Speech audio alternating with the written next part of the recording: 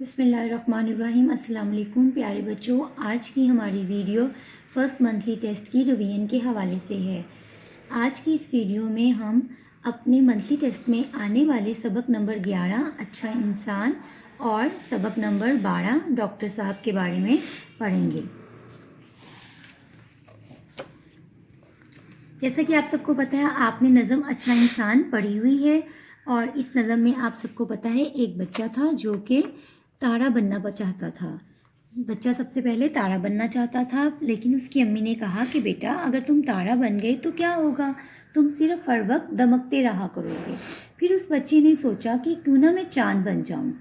तो बच्चे ने सोचा कि मैं चांद बन जाता हूँ। उसकी अम्मी ने कहा बेटा अगर तुम चांद बन गए तो क्या होगा, अगर तुम चांद बन गए तो तुम सिर्फ चमकते रहा करोगे। फिर उस बच्चे ने सोचा और सोचने के बाद उसने कहा कि क्यों ना मैं फूल बन जाऊं। उसकी अम्मी ने कहा बेटा अगर तुम फूल बनेंगे तो क्या होगा, तुम सिर्फ हर वक्त महकते रहोगे मतलब खुशबू फैलाते रहोगे। उसके बाद बच्चे ने सोचा कि मैं क्यों ना बुलबुल बन जाऊं। तो उसकी अम्मी ने कहा बेटा अगर तुम बुलबुल बनोगे तो क्या होगा, अगर तुम बुलबुल बनोगे तो बस चहकते रहा करोगे। फिर उस बच्चा बहुत परेशान हुआ। उसने सोचा मैं ये चीज़ बनूँ, उसका दिल भी करता था मैं वो चीज़ बनूँ, कभी दिल करता मैं ऐसे करूँ वैसे करूँ। लेकिन तब उसकी अम्मी ने उससे कहा कि बेटा अगर तुम कुछ बनना ही चाहते हो तो अच्छे इंसान बनो। उसकी अम्मी ने उसे चांद, सितारे, फूल, फल, बाग, चमन, जंगल हर तरफ इशारा कर कर बताया कि अगर तुम कुछ बनना ही चाहते हो, अल्लाह ताला ने तुम्हें इंसान बनाया है और अगर तुम कुछ बनना चाहते हो तो ख़ुद को एक अच्छा इंसान बनाओ। अच्छा इंसान वो होता है जो सबकी मदद करता है, सबके काम आता है, बड़ों की इज़्ज़त करता है और अपने उस्ताद का कहना मानता है, खूब दिल लगाकर पढ़ता है, हमेशा सच बोलता है, अल्लाह की इबादत करता है। तो उसकी अम्मी ने उसे समझाया कि बेटा अगर तुम ज़िंदगी में या दुनिया में कुछ बनना चाहते हो तो अच्छा इंसान खुद को बनाने की कोशिश करो। बच्चे को ये बात बहुत अच्छे से समझ आ गई और उसने कहा कि मेरा दिल करता है कि मैं एक अच्छा इंसान बनूं। ये थी हमारी नज़म अच्छा इंसान जो आप सबने बहुत अच्छे से याद कर ली हुई है। इसी सबक से रिलेटेड हमने यहाँ पर एक काम किया था जो था लफ्ज़ों की रेलगाड़ी मुकम्मल कीजिए। ये हमारा काम बहुत ही इंटरेस्टिंग काम था कि हमने पहले लफ्ज़ के आखिरी हर्फ से शुरू होने वाले नए लफ्ज़ बनाने थे। ये काम आपने क्लास में सब बच्चों ने किया है और सब ने बहुत अच्छा माशाल्लाह से किया था। तो इसका तरीका मैं आपको एक दफ़ा से दोबारा से रिवाइज़ करवा देती हूँ ताकि आपको ज़हन नशीन हो जाए। जैसा कि हमारा यहाँ पर दिया हुआ लफ्ज़ है चाँद। चाँद के आखिर में हमारा लफ्ज़ है दाल। दाल से हमने अगला लफ्ज़ शुरू किया दाल। दाल के आखिर में है लाम। लाम से हमने अपना अगला लफ्ज़ बनाया लाहौर। लाहौर के आखिर में आ रहा है रे। रे से हमने नया लफ्ज़ बनाया रात। रात के आखिर में था ते। ते से हमने नया लफ्ज़ बनाया ताला। ताला के आखिर में आ रहा है हमारे पास अलिफ़। अलिफ़ से हमने नया लफ्ज़ बनाया इंसान। इंसान के आखिर में नून था। नून से हमने नया लफ्ज़ बनाया नमक। नमक के आखिर में काफ था। काफ से हमने नया लफ्ज़ बनाया कापी। कापी के लास्ट में हमारे पास लफ्ज़ था ये से हमने नया लफ्ज़ बनाया यक्का। यक्का के आखिर में हमारे पास लफ्ज़ आया हे से हमने नया लफ्ज़ बनाया हम। और जैसा कि आपको नज़र आ रहा है हम के आखिर में हमारा लफ्ज़ है मीम और हमने मीम से नया लफ्ज़ शुरू होने वाला नया लफ्ज़ बनाया मोर। ये हमारा काम था। आपने इसी तरीके के साथ इस काम की प्रैक्टिस करनी है और आपको बहुत अच्छे से ये काम ऑलरेडी समझ आ चुका हुआ है। हमारा मंथली टेस्ट में आने वाला सबक नंबर 2 जो है वो है डॉक्टर साहब। डॉक्टर साहब की कहानी आपने पढ़ी है जो कि बहुत ही अच्छी कहानी थी। इसमें वकार के बारे में बताया गया कि वकार एक बहुत अच्छा बच्चा था और वो हर एक की इज्जत करता था, बस उसे डॉक्टर अच्छे नहीं लगते थे और इसकी वजह ये थी कि डॉक्टर उसे कड़वी कड़वी दवाइयाँ देते थे और जिसकी खुशबू उसे बहुत बुरी लगती थी और कभी कभी तो डॉक्टर उसे टीका भी लगा देते थे। इसलिए उसे डॉक्टरों से चिढ़ हो गई थी और उसे डॉक्टर बिल्कुल भी अच्छे नहीं लगते थे।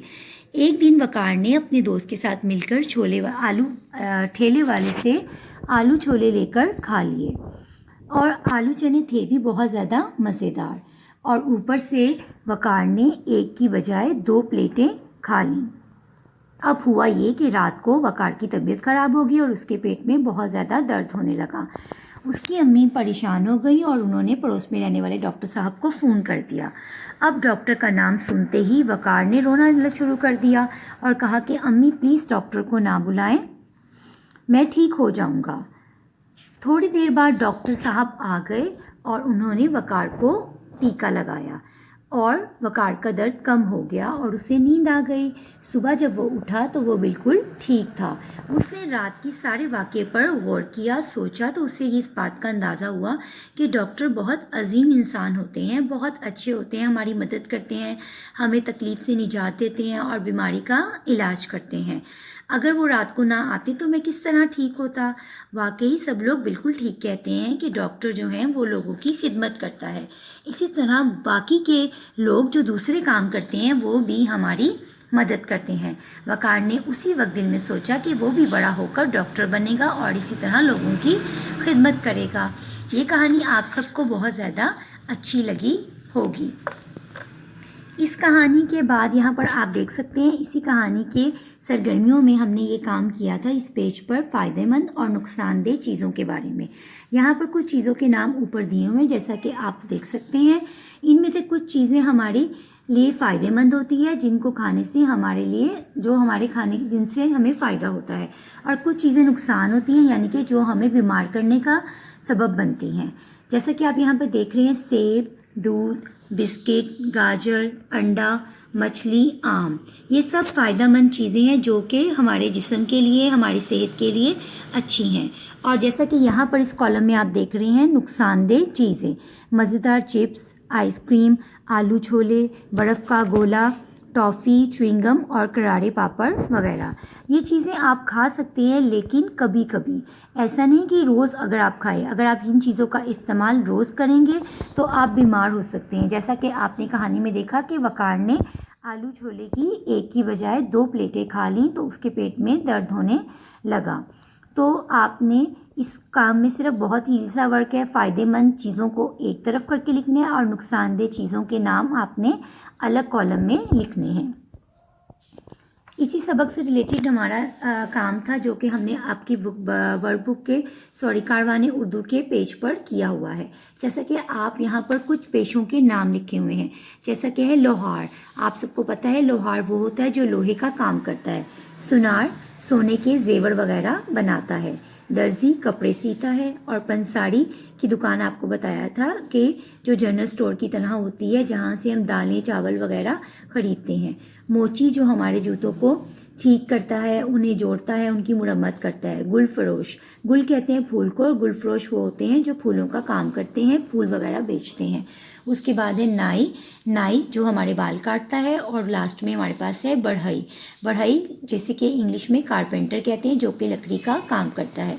जैसा कि आप यहाँ पे देख रहे हैं, आपने पढ़ा था आपको बाल कटवाने हैं तो नाई के पास जाएंगे। यस, जूते की मुरम्मत करवाना है तो मोची के पास जाएंगे।